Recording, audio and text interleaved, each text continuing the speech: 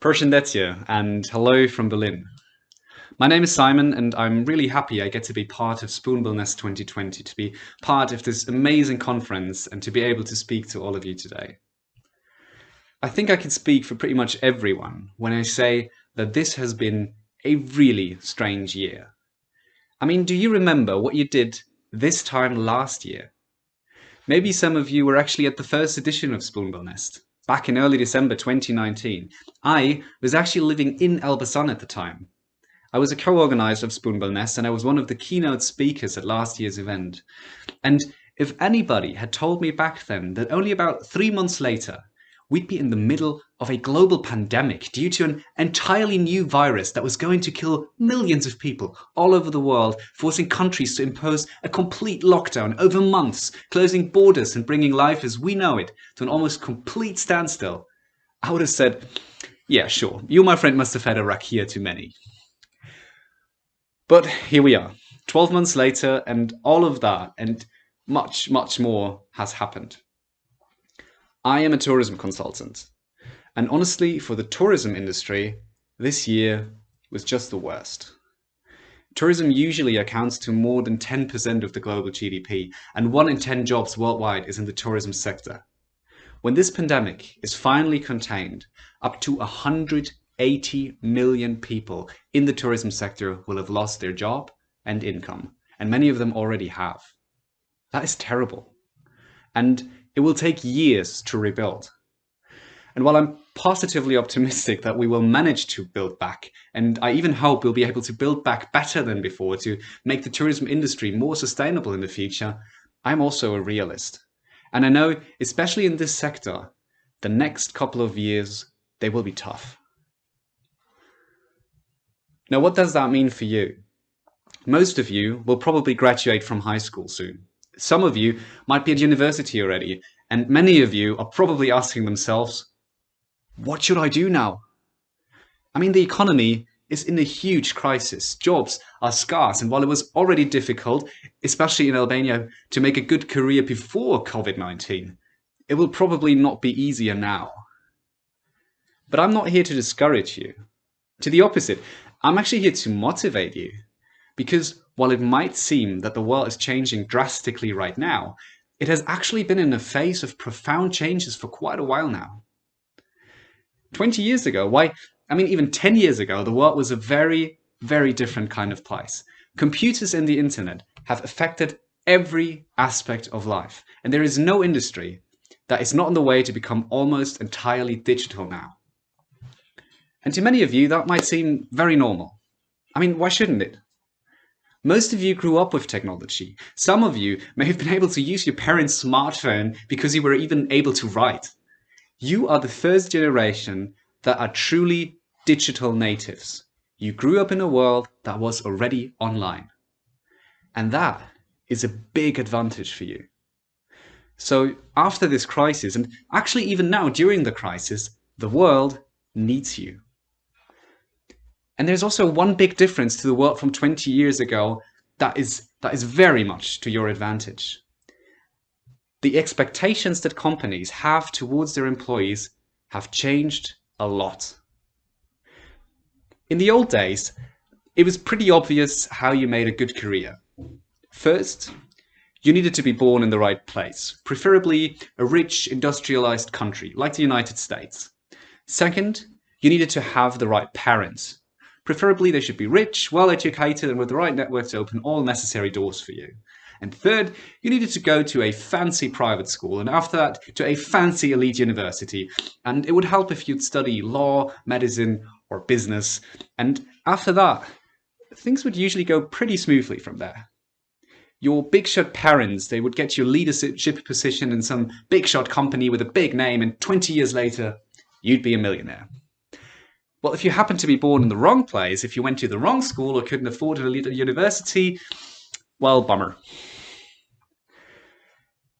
In the age of internet, this kind of old school career might not have entirely disappeared. I mean, don't get me wrong, privilege will still open plenty of doors for people. The world is a very, very unfair place.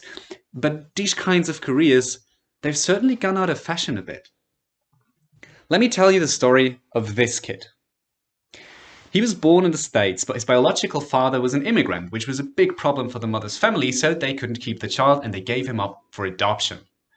His foster parents, they were also not rich. They were lower middle class people and they were not academics. But the kid made it through high school alright and got really interested in computers and started experimenting with them. He enrolled in college, but he only made it through one semester and then he dropped out of university.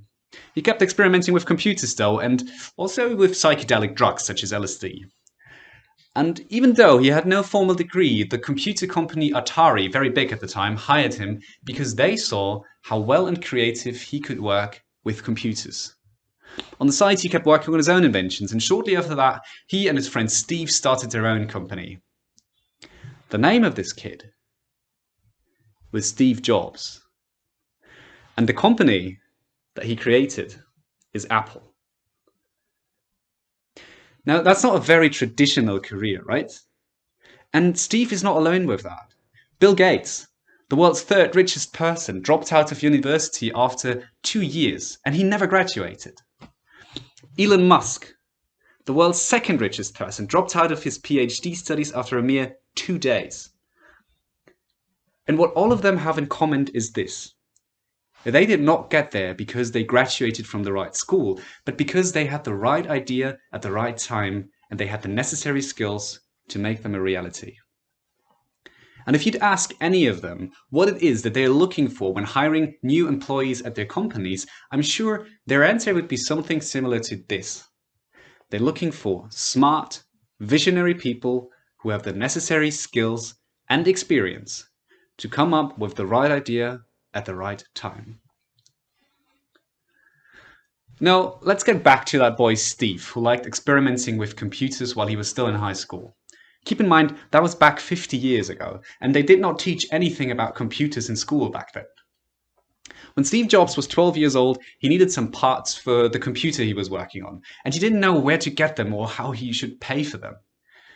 So one of the biggest computer companies at the time was Hewlett-Packard, or HP, and this 12-year-old boy had an idea. He straight up called this huge computer company and he requested to speak to the founder himself, to Bill Hewlett. And this 12-year-old boy asked the CEO of this huge company if he could get some leftover computer parts and maybe a chance to learn more about how they work. What do you think Bill Hewlett, the CEO of this huge company, did when he received this phone call from a 12-year-old boy? He was very impressed. And he gave Steve Jobs not only the parts he requested, but he also offered him an internship at the Hewlett-Packard company. Now, there are several things we can learn from that story. Steve Jobs was interested in something that he couldn't learn in school. And I'm sure that this is something that most of you have already experienced. There's something you're interested in and that you want to learn more about, but at school, they teach you all these other things that you have no idea why you should learn them. And the things you want to learn, they're not even mentioned. So Steve Jobs decided to learn about computers himself. And then he did an internship. He did an internship to get hands-on experience and to learn in the field, in the actual real world. And how did he get there? He simply asked for it. And to me, this is the most important lesson here. School, university, the universe, they are not simply going to throw opportunities at you just because you're interested in something. But when you ask, a door that you didn't even know existed might suddenly open in front of you. And one thing that you should ask about is internship positions. And not only when it is requested as part of your studies or when you've graduated and you can't find a job. No, the minute you realize that there's something you want to learn that school and YouTube tutorials won't teach you, the minute you realize that you will need to get experience in a certain field, try and see if you can find an internship position, even and especially when you're still in school. Take me as an example. I'm not Steve Jobs, and I don't think I'll ever start a billion-dollar company. But after having taken many years to figure out what I want to do with my life in the first place, I now work happily in tourism and in development corporation as well. I have a great job that I love working in, and all this even though I haven't even finished my master's degree yet. When I was 14, I loved reading. I loved reading and writing, and I thought that maybe journalism was my calling. So I called my local newspaper and I asked them if I could do an internship. First, they were very hesitant, so I sent them a few articles I had written and they invited me for an interview. I told them that I wanted to learn and get some experience, so I spent half my summer vacation at their office and learned all about writing articles, editing them, designing a layout, and researching the information that I would need. I never ended up becoming a journalist, but those skills that I learned there, those are all skills that have helped me in every single job I've worked since.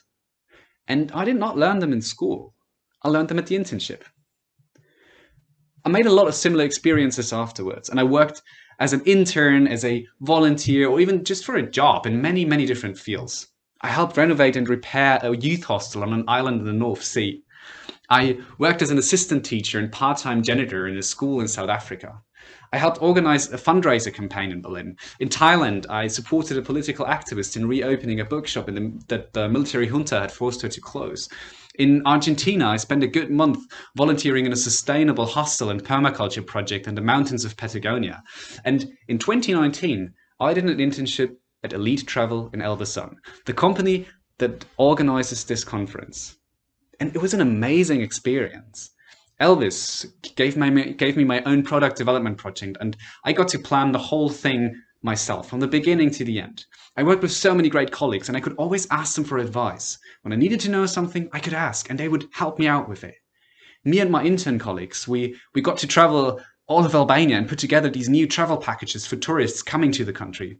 We explored villages and mountains, monasteries and local farms, and we learned so much on the way. Earlier this year, I was back in Germany and I needed to find a job. The COVID-19 pandemic had just begun and everything was closed, so it was the worst possible time to be looking for work. There was this environmentalist NGO that was doing a project I found really interesting.